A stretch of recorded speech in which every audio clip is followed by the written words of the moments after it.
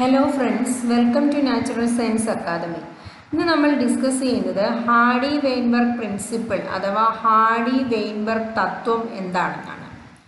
ഹാഡി എന്നും വെയ്ൻബെർഗ് എന്നും അറിയപ്പെടുന്ന രണ്ട് സയൻറ്റിസ്റ്റുകൾ ചേർന്നിട്ട് 1908 പ്രപ്പോസ് ചെയ്തതാണ് ഹാഡി-വെയ്ൻബെർഗ് പ്രിൻസിപ്പിൾ അല്ലെങ്കിൽ ഹാഡി-വെയ്ൻബെർഗ് തത്വമെന്ന് അറിയപ്പെടുന്നത്. ഇതിൽ പറയുന്നത് ഒരു പോപ്പുലേഷൻ അല്ലെങ്കിൽ ഒരു ജീവിഗണത്തിലെ കാണപ്പെടുന്ന അലീലുകളുടെ ഫ്രീക്വൻസി എത്ര തലമുറകൾ കഴിഞ്ഞാലും സ്ഥിരമായിട്ട് ഇരിക്കുന്നു എന്നാണ് പറയുന്നത്. Allele frequencies in a population are stable and constant from generation to generation.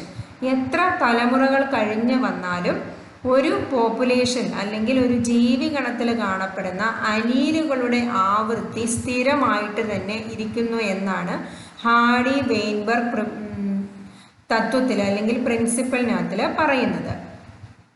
അപ്പം ഈ ഹാഡി-വെയ്ൻബെർഗ് അവരുടെ ഈ പ്രിൻസിപ്പിളിനകത്തിൽ പറയുന്നത് ഒരു പോപ്പുലേഷൻ അല്ലെങ്കിൽ ഒരു ജീവിഗണത്തിലുള്ള അലീലുകളുടെ മൊത്തം ഫ്രീക്വൻസി എന്ന് പറയുന്നത് 1 ആയിരിക്കും.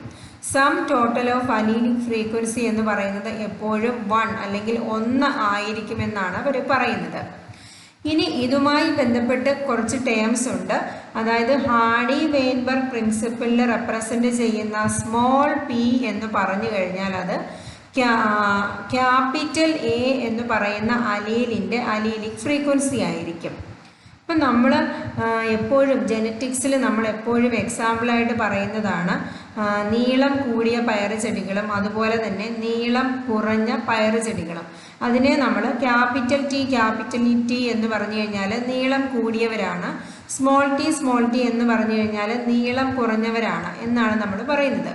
അപ്പം ക്യാപിറ്റൽ ടി എന്ന് പറഞ്ഞു കഴിഞ്ഞാൽ അവിടെ എന്താണ്, രണ്ട് അലീലുകളാണ് ക്യാപിറ്റൽ ടി എന്ന് പറയുന്നത്. ഇനി സ്മോൾ ടി എന്ന് പറഞ്ഞു കഴിഞ്ഞാൽ അത് മറ്റൊരു അലീലാണ് സ്മോൾ ടി എന്ന് പറയുന്നത്. അപ്പം അതുപോലെ തന്നെ ക്യാപിറ്റൽ എയെ റെപ്രസെൻ്റ് ചെയ്യുന്ന അതിൻ്റെ ഫ്രീക്വൻസിയാണ് നമ്മൾ സ്മോൾ പി എന്ന് പറയുന്നത്. ഇനി സ്മോൾ എ ആണെങ്കിൽ ആ അലീലിക് ഫ്രീക്വൻസിയാണ് സ്മോൾ ക്യൂ എന്ന് നമ്മൾ വിളിക്കുന്നത്.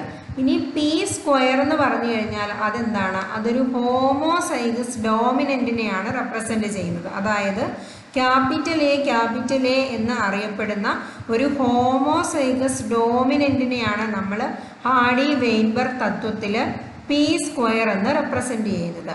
ഇനി ഇതിൽ ക്യൂ സ്ക്വയർ എന്ന് പറഞ്ഞു കഴിഞ്ഞാൽ എന്താണ്, സ്മോൾ എ അല്ലെങ്കിൽ ഹോമോസൈഗസ് റിസസീവ് ക്യാരക്ടറിനെയാണ് നമ്മൾ ക്യൂ സ്ക്വയർ എന്ന് വിളിക്കുന്നത്. 2pq എന്ന് പറഞ്ഞു കഴിഞ്ഞാൽ ക്യാപിറ്റൽ എ സ്മോൾ എ അല്ലെങ്കിൽ ഒരു ഹെട്രോസൈഗസ് ക്യാരക്ടറിനെയാണ് നമ്മൾ 2pq എന്ന് റെപ്രസെൻ്റ് ചെയ്യുന്നത്. ഇനി ഹാഡി-വെയ്ൻബെർഗ് തത്വം അവരുടെ ആ ഒരു തത്വത്തിനെ നമ്മൾ മാത്തമാറ്റിക്കലി റെപ്രസെൻ്റ് ചെയ്യുന്ന ഇക്വേഷനാണ് നമ്മൾ ഈ ഒരു ഇക്വേഷൻ, അതായത് a+b² is equal to a² + 2ab + b². ഇത് മാത്തമാറ്റിക്സിലുള്ള ഒരു ഇക്വേഷനാണ്. ഈ ഇക്വേഷൻ വെച്ചിട്ടാണ് എന്ത് എക്സ്പ്ലെയിൻ ചെയ്യുന്നത്, ഹാഡി-വെയ്ൻബെർഗ് പ്രിൻസിപ്പിൾ എക്സ്പ്ലെയിൻ ചെയ്യുന്നത്. അപ്പം ഇതുപ്രകാരം നമുക്ക് കിട്ടുന്നതാണ് p² + 2pq + q² is equal to 1. ഇതിൽ p² എന്ന് പറഞ്ഞാൽ എന്താണ്, p² എന്ന് പറഞ്ഞാൽ ഹോമോസൈഗസ് ഡോമിനൻ്റ് ക്യാരക്ടറാണ്. ഹോമോസൈഗസ് ഡോമിനൻ്റ് ആണ് p² എന്നറിയപ്പെടുന്നത്. 2pq എന്ന് പറഞ്ഞു കഴിഞ്ഞാൽ ഹെട്രോസൈഗസ് ക്യാരക്ടറാണ്. q² എന്ന് പറഞ്ഞു കഴിഞ്ഞാൽ എന്താണ്, ഹോമോസൈഗസ് റിസസീവ് ക്യാരക്ടറാണ്. ഇതിനെ മൂന്നിനെയും കൂടി കൂട്ടിക്കഴിഞ്ഞാൽ നമുക്ക് കിട്ടുന്ന വാല്യൂ ആണ് 1 അല്ലെങ്കിൽ 1. അപ്പം ഹാഡി-വെയ്ൻബെർഗ് തത്വം പറയുന്നത് ഒരു പോപ്പുലേഷൻ നമ്മൾ നോക്കിക്കഴിഞ്ഞാൽ, അതായത് ഒരു ജീവിഗണത്തിലെ എല്ലാ അലീലുകളുടെയും ഫ്രീക്വൻസിയുടെ ടോട്ടൽ എടുത്തു കഴിഞ്ഞാൽ ആ കിട്ടുന്ന വാല്യൂ എന്ന് പറയുന്നത് 1 അല്ലെങ്കിൽ 1 ആയിരിക്കുമെന്നാണ് പറയുന്നത്. ഇനി നമുക്ക് ഇതിൻ്റെ എങ്ങനെയാണ് ഇത് കണ്ടെത്തുന്നത് എന്ന് നോക്കാം. അലീലിക് ഫ്രീക്വൻസി കണ്ടെത്താനായിട്ട് നമ്മൾ ചെയ്യുന്നത് ഒരു പോപ്പുലേഷനിലുള്ള, അതായത് ഒരു പോപ്പുലേഷനിൽ ഉള്ള number of copies of a specific അലീൽ, അതായത് എന്തെങ്കിലും ഒരു പ്രത്യേക ക്യാരക്ടറിനെ കൺട്രോൾ ചെയ്യാനായിട്ട് സഹായിക്കുന്ന ഒരു ജീനിൻ്റെ അലീലുകളുടെ മൊത്തം നമ്പർ, ഒരു പ്രത്യേക സ്വഭാവത്തിനെ കൺട്രോൾ ചെയ്യാനായിട്ട് സഹായിക്കുന്ന ജീനുകളുടെ അലീലുകളുടെ മൊത്തം നമ്പറിനെ എടുക്കുക.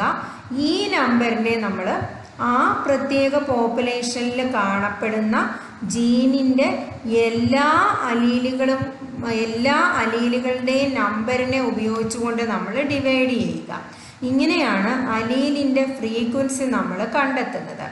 ഒരു പോപ്പുലേഷനിലുള്ള അലീലിക് ഫ്രീക്വൻസി നമ്മൾ കണ്ടെത്താനായിട്ട് ചെയ്യുന്നത് ആ പോപ്പുലേഷനിലുള്ള ഒരു പ്രത്യേക ക്യാരക്ടറിനെ കൺട്രോൾ ചെയ്യുന്ന ജീനിൻ്റെ അലീലിൻ്റെ, അതായത് ഒരു പ്രത്യേക അലീലിൻ്റെ എണ്ണത്തിനെ ആദ്യം സെലക്ട് ചെയ്യുക. ഈ നമ്പറിനെ നമ്മൾ മറ്റൊരു സംഖ്യ കൊണ്ട് ഡിവൈഡ് ചെയ്യണം. ഇതിൽ രണ്ടാമത്തെ സംഖ്യ എന്ന് പറയുന്നത് എന്താണ്? Total number of all alleles for that gene in a population.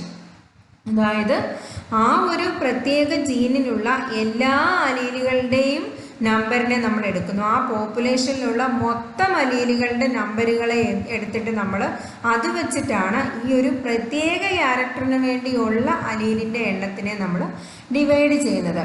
ഇങ്ങനെ ഡിവൈഡ് ചെയ്യുമ്പോൾ നമുക്ക് കിട്ടുന്ന നമ്പറാണ് അലീലിൻ്റെ ഫ്രീക്വൻസി എന്ന് പറയുന്നത്. ഇനി ഇതിനെ നമുക്ക് ഒരു എക്സാമ്പിൾ വെച്ചിട്ട് നോക്കാം. അപ്പം എക്സാമ്പിൾ വെച്ച് നമ്മൾ ഡിസ്കസ് ചെയ്യുമ്പോൾ ഇത് കുറച്ചുകൂടി നമുക്ക് വ്യക്തമായിട്ട് മനസ്സിലാകും.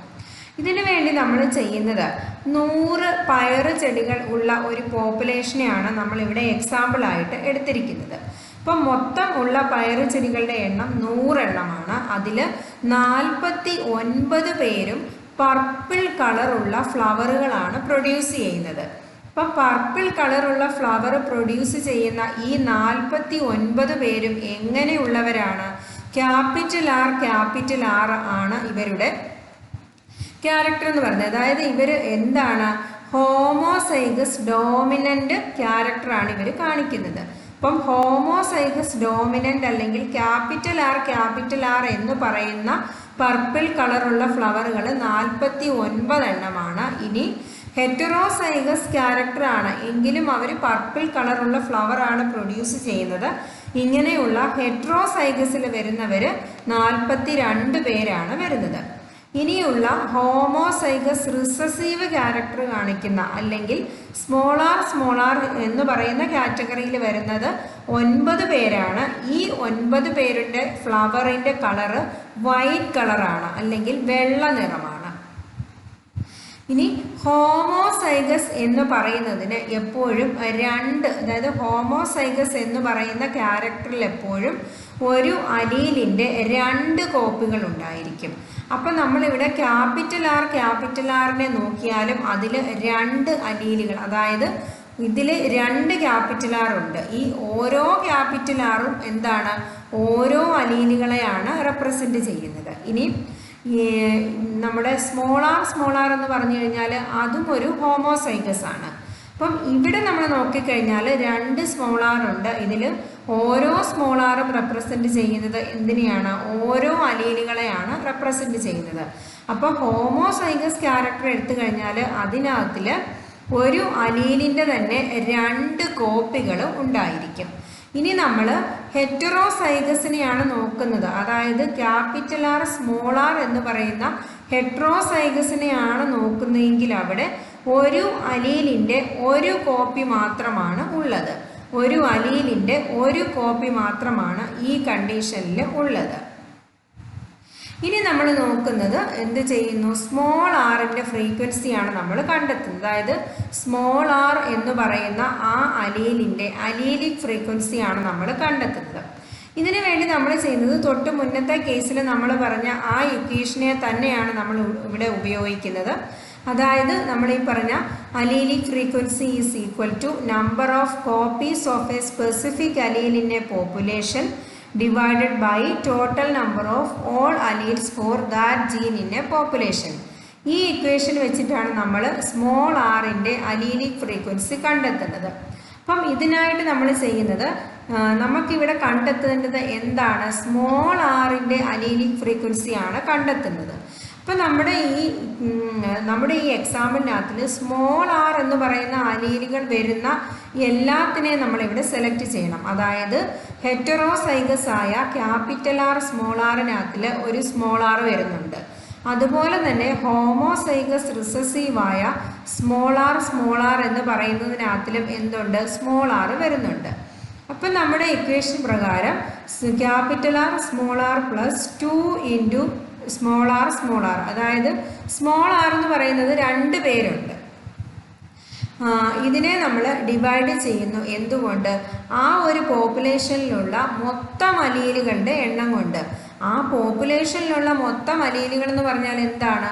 2 ഇൻറ്റു ക്യാപിറ്റൽ ആർ, അതായത് ക്യാപിറ്റൽ ആറുകൾ വരുന്ന 2 എണ്ണം plus 2 into capital R small R, അതായത് heterozygous plus 2 into small R. ഇങ്ങനെ നമ്മൾ ഡിവൈഡ് ചെയ്ത് കഴിഞ്ഞാൽ നമുക്ക് ലാസ്റ്റ് കിട്ടുന്ന വാല്യൂ എന്ന് പറയുന്നത് 60/200 ആണ്. That is 0.3. 0.3 അല്ലെങ്കിൽ നമുക്കതിനെ 30% എന്ന് പറയാൻ സാധിക്കും. അപ്പം നമുക്കിവിടെ കിട്ടിയിരിക്കുന്ന 30% എന്ന് പറയുന്നത് എന്താണ്? ഈ പോപ്പുലേഷൻ നമ്മൾ ഈ സെലക്ട് ചെയ്തിരിക്കുന്ന 100 പയറുചെടികളുള്ള ആ പോപ്പുലേഷനിലുള്ള സ്മോൾ ആർ എന്ന് പറയുന്ന അലീലിക് ഫ്രീക്വൻസി അല്ലെങ്കിൽ സ്മോൾ ആറിൻ്റെ അലീലിക് ഫ്രീക്വൻസിയാണ് നമുക്ക് 0.3 അല്ലെങ്കിൽ 30% എന്ന് ലഭിച്ചത്. ഇനി ഇതിനെ വെച്ചിട്ട് നമുക്ക് ബാക്കിയുള്ള എല്ലാ വാല്യൂസിനെയും നമുക്ക് കണ്ടെത്താൻ സാധിക്കും. നമ്മൾ മുന്നേ തന്നെ പറഞ്ഞു, ഒരു പോപ്പുലേഷനിലുള്ള മൊത്തം അലീലുകളുടെ ഫ്രീക്വൻസി എന്ന് പറയുന്നത് എത്രയായിരിക്കും? 1 ആയിരിക്കും. അപ്പം ഇതിൽ ടോട്ടൽ 1 ആണുള്ളത്. അതിൽ സ്മോൾ ആർ എന്ന് പറയുന്നത് 0.3 ആണ് നമുക്ക് ലഭിച്ചത്. എങ്കിൽ നമുക്ക് ക്യാപിറ്റൽ ആറിനെ കണ്ടെത്താൻ സാധിക്കും. അതെങ്ങനെയാണ്? 1 മൈനസ് ഈ സ്മോൾ ആർ ആണ് ക്യാപിറ്റൽ ആർ എന്ന് പറയുന്നത്. അപ്പോൾ 1 മൈനസ് നമുക്ക് ഈ കിട്ടിയ 0.3 കൊടുത്തു കഴിഞ്ഞാൽ നമുക്ക് 0.7 എന്ന് കിട്ടുന്നു, അല്ലെങ്കിൽ 70%. ഈ 70% അഥവാ 0.7 ആണ് എന്തിൻ്റെ വാല്യൂ? ക്യാപിറ്റൽ ആറിൻ്റെ ഫ്രീക്വൻസി കിട്ടുന്നത്. ഇനി നമ്മൾ നോക്കുന്നത്, നമ്മൾ ഈ പറയുന്ന ഒരു അലീലല്ലാതെ അതിൻ്റെ 2 എണ്ണം കൂടി ഒരുമിച്ച് വന്നു കഴിഞ്ഞാൽ അതിൻ്റെ ഫ്രീക്വൻസി, അതായത് നമുക്കിവിടെ സ്മോൾ ആറിൻ്റെ ഫ്രീക്വൻസിയാണ് 0.3 കിട്ടിയത്, ക്യാപിറ്റൽ ആറിൻ്റെ ഫ്രീക്വൻസിയാണ് 0.7 കിട്ടിയത്. ഇനി നമ്മൾ ഈ പോപ്പുലേഷനിലുള്ള ക്യാപിറ്റൽ ആറിൻ്റെ ഫ്രീക്വൻസി, അതായത് ഹോമോസൈഗസ് ഡോമിനൻറ്റിൻ്റെ ഫ്രീക്വൻസിയാണ് കണ്ടെത്തുന്നതെങ്കിൽ അതിന് നമ്മൾ ചെയ്യേണ്ടത് എന്താണ്? നമുക്ക് ഈ കിട്ടിയ ഹോമോസൈഗസ് ഡോമിനൻ്റ് എന്ന് പറഞ്ഞാൽ p² ആണ് വരുന്നത്. p² എന്ന് പറഞ്ഞു കഴിഞ്ഞാൽ എന്താണ്? ഈ നമുക്ക് ഈ കിട്ടിയ ക്യാപിറ്റൽ ആറിൻ്റെ വാല്യൂവിനെ ഒന്നുകൂടി നമ്മൾ എടുക്കുക, അതായത് അതിൻ്റെ ഇരട്ടി എടുക്കുക, അതിൻ്റെ സ്ക്വയർ എടുക്കുക. അതാണ് നമ്മുടെ ഹോമോസൈഗസ് ഡോമിനൻറ്റിൻ്റെ വാല്യൂ. അതായത് ഹോമോസൈഗസ് ഡോമിനൻറ്റിൻ്റെ ഫ്രീക്വൻസി എന്ന് പറഞ്ഞു കഴിഞ്ഞാൽ എങ്ങനെയാണ് ലഭിക്കുക? 0.7 ഇൻറ്റു 0.7, അതായത് 0.49 അല്ലെങ്കിൽ 49% ആണ് ലഭിക്കുന്നത്. ഇതുപോലെ നമുക്ക് എന്തിനെ കണ്ടെത്താൻ സാധിക്കും? ഹോമോസൈഗസ് റിസസീവിൻ്റെ ഫ്രീക്വൻസി, അതായത് frequency of small R is equal to Q² എന്നാണ് നമ്മൾ റെപ്രസെൻ്റ് ചെയ്യുന്നത്. Q² അല്ലെങ്കിൽ സ്മോൾ ആറിൻ്റെ ഫ്രീക്വൻസി എന്ന് പറഞ്ഞു കഴിഞ്ഞാൽ ഈ ലഭിച്ച 0.3 ഇൻറ്റു 0.3, അപ്പോൾ നമുക്ക് ലഭിക്കുന്ന വാല്യൂ 0.09 അല്ലെങ്കിൽ 9% എന്നാണ്. അതായത് ഇതിലുള്ള വെള്ള നിറം പ്രൊഡ്യൂസ് ചെയ്യുന്ന പൂവുകൾ ഉള്ള ചെടികളുടെ പെർസെൻറ്റേജ് എന്ന് പറയുന്നത് 9% ആയിരിക്കും. നെക്സ്റ്റ് നമ്മൾ നോക്കുന്നത് ഫ്രീക്വൻസി ഓഫ് ഹെറ്ററോസൈഗസ് എന്ന് പറഞ്ഞാൽ എന്താണ്? ക്യാപിറ്റൽ ആർ സ്മോൾ ആർ ആണ് ഹെറ്ററോസൈഗസ്. അതിൻ്റെ ഫ്രീക്വൻസി എന്ന് പറഞ്ഞു കഴിഞ്ഞാൽ നമ്മുടെ ഹാർഡി-വെയിൻബെർഗ് ഇക്വേഷൻ പ്രകാരം അതിനെ റെപ്രസെൻ്റ് ചെയ്യുന്നത് 2pq എന്നാണ്. അതായത് 2 into 0.7 into 0.3 is equal to 0.42 അല്ലെങ്കിൽ 42% എന്നാണ് നമുക്ക് ലഭിക്കുന്നത്. ഇപ്പോൾ നമ്മൾ ഹാഡി-വെയ്ൻബെർഗ് ഇക്വേഷൻ വെച്ചിട്ട് നമുക്ക് എന്തൊക്കെ കണ്ടെത്താൻ സാധിക്കും? ഒരു പോപ്പുലേഷനിലുള്ള ഹോമോസൈഗസ് റിസസീവിൻ്റെ പെർസെൻറ്റേജിനെ കണ്ടെത്താൻ സാധിക്കുന്നു. അതുപോലെ ഹോമോസൈഗസ് ഡോമിനൻറ്റിൻ്റെ പെർസെൻറ്റേജിനെ കണ്ടെത്താൻ സാധിക്കുന്നു. ഹെട്രോസൈഗസിൻ്റെ എണ്ണത്തിനെ കണ്ടെത്താൻ സാധിക്കുന്നു. ഇതോടൊപ്പം തന്നെ നമുക്ക് ഇവരുടെ അലീലുകളുടെ ഫ്രീക്വൻസി നമുക്ക് ഇൻഡിവിജ്വലായിട്ട് കണ്ടെത്താൻ സാധിക്കുന്നുണ്ട്. അപ്പം നമുക്ക് ഒരു ക്വസ്റ്റ്യൻ വരുന്നത് ഒന്നുകിൽ നമുക്ക് പി സ്ക്വയറിൻ്റെ വാല്യൂ തന്നിരിക്കും. അപ്പോൾ പി സ്ക്വയറിൻ്റെ വാല്യൂ കിട്ടിക്കഴിഞ്ഞാൽ നമ്മൾ അതിൽ നിന്ന് ബാക്കിയുള്ള വാല്യൂസിനെ കണ്ടെത്തണം. അല്ലെങ്കിൽ നമുക്ക് പിയുടെ വാല്യൂ തന്നിരിക്കുന്നു. പിയുടെ വാല്യൂ തന്നിട്ട് അതിൽ നിന്ന് നമ്മൾ ക്യൂവിൻ്റെ വാല്യൂം അതുപോലെ 2pqൻ്റെ വാല്യൂ ഒക്കെ അതിൽ നിന്ന് നമുക്ക് കണ്ടെത്താൻ ചോദിക്കുന്നു. ഇങ്ങനെയാണ് ഈ ഒരു ഏരിയയിൽ നിന്നും ക്വസ്റ്റ്യൻ വരുന്നത്. നെക്സ്റ്റ് നമ്മൾ നോക്കുന്നത് ഫാക്ടേഴ്സ് അഫക്റ്റിംഗ് ഹാഡി-വെയ്ൻബെർഗ് ഇക്വിലിബ്രിയം. അതായത് ഈ ഹാഡി-വെയ്ൻബെർഗ് തത്വത്തിൽ പറയുന്നത് എന്താണ്? ഒരു ജീവിഗണത്തിലുള്ള അലീലുകളുടെ ആവൃത്തി എന്ന് പറയുന്നത് എത്ര തലമുറകൾ കഴിഞ്ഞാലും അത് കോൺസ്റ്റൻ്റ് ആയിരിക്കും അല്ലെങ്കിൽ സ്ഥിരമായിട്ട് നിൽക്കുന്നു എന്നാണ് പറയുന്നത്. എന്നാൽ ചില ഘടകങ്ങൾ ഇതിന് ഒരു ചേഞ്ച് വരുത്തുന്നുണ്ട്. അതായത് ഒരു പോപ്പുലേഷൻ അല്ലെങ്കിൽ ഒരു ജീവിഗണത്തിൽ സംഭവിക്കുന്ന ചില ഫാക്ടേഴ്സ് എന്ത് ചെയ്യുന്നു? ഈ ഒരു തത്വത്തിന് ഒരു ഡീവിയേഷൻ വരുത്തുന്നുണ്ട്. അതായത് ഒരു ജീവിഗണത്തിലെ അലീലുകളുടെ ഫ്രീക്വൻസി സ്ഥിരമായിട്ട് നിർത്താതെ അതിന് ഒരു ചേഞ്ച് വരുത്തുന്നതിന് കാരണമാകുന്ന ഫാക്ടറുകളാണ് നമ്മളിനി നോക്കുന്നത്. അതിലാദ്യത്തേതാണ് ജീൻ മൈഗ്രേഷൻ അല്ലെങ്കിൽ ജീൻ ഫ്ലോ, അല്ലെങ്കിൽ നമുക്കിതിനെ ജീൻ സഞ്ചാരം എന്ന് പറയാൻ സാധിക്കുന്നു. അപ്പം ഒരു പോപ്പുലേഷനിൽ ഉള്ള ആളുകൾ അതേ സെയിം സ്പീഷീസിൻ്റെ തന്നെ മറ്റൊരു പോപ്പുലേഷനിലേക്ക് മൈഗ്രേറ്റ് ചെയ്ത് പോയി കഴിഞ്ഞാൽ ആദ്യത്തെ പോപ്പുലേഷനിലും രണ്ടാമത്തെ പോപ്പുലേഷനിലുമുള്ള അലീലുകൾക്ക് ഒരു ചേഞ്ച് വരുന്നു. അതായത് ആദ്യത്തെ പോപ്പുലേഷനിൽ നിന്നും അലീലുകൾ നഷ്ടപ്പെട്ടു പോവുകയും ചെയ്യുന്നു. രണ്ടാമത്തെ പോപ്പുലേഷനിലേക്ക് അലീലുകൾ പുതുതായി ആഡ് ചെയ്യപ്പെടുകയുമാണ് ചെയ്യുന്നത്. ഇങ്ങനെയുള്ള ജീനുകളുടെ മൈഗ്രേഷൻ അല്ലെങ്കിൽ ജീനുകളുടെ സഞ്ചാരം എന്തിനു കാരണമാകുന്നു? ഹാഡി-വെയ്ൻബെർഗ് തത്വത്തിൻ്റെ ഒരു ഡീവിയേഷന് കാരണമാകുന്നുണ്ട്. മറ്റൊരു ഘടകമാണ് ജനിതക സ്ഥാനഭ്രംശം അല്ലെങ്കിൽ ജനറ്റിക് ഡ്രിഫ്റ്റ്. ജനറ്റിക് ഡ്രിഫ്റ്റ് അല്ലെങ്കിൽ ജനിതക സ്ഥാനഭ്രംശം എന്ന് പറഞ്ഞു കഴിഞ്ഞാൽ ഒരു പോപ്പുലേഷനിലുള്ള അലീലുകളുടെ ഫ്രീക്വൻസിയിൽ പെട്ടെന്ന് ഒരു ചേഞ്ച് വരുന്നു.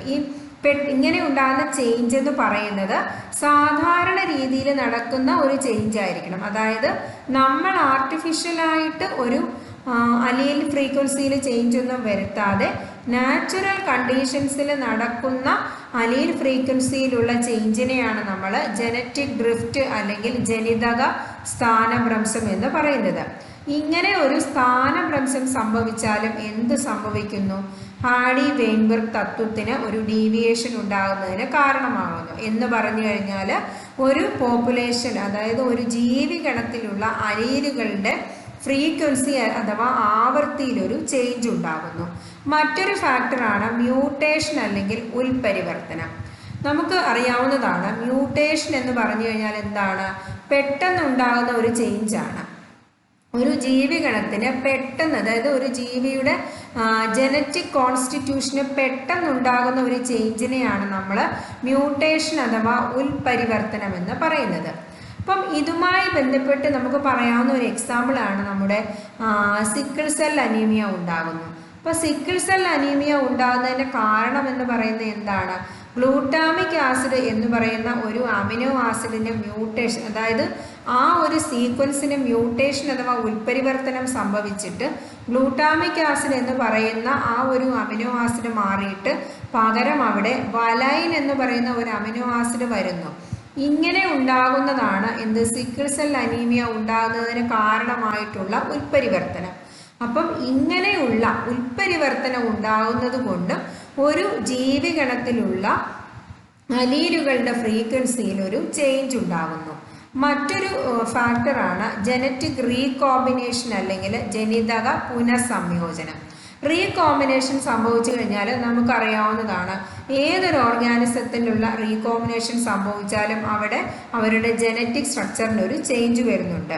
അപ്പം റീകോമ്പിനേഷൻ എന്ന് പറഞ്ഞു കഴിഞ്ഞാൽ തന്നെ എന്താണ്?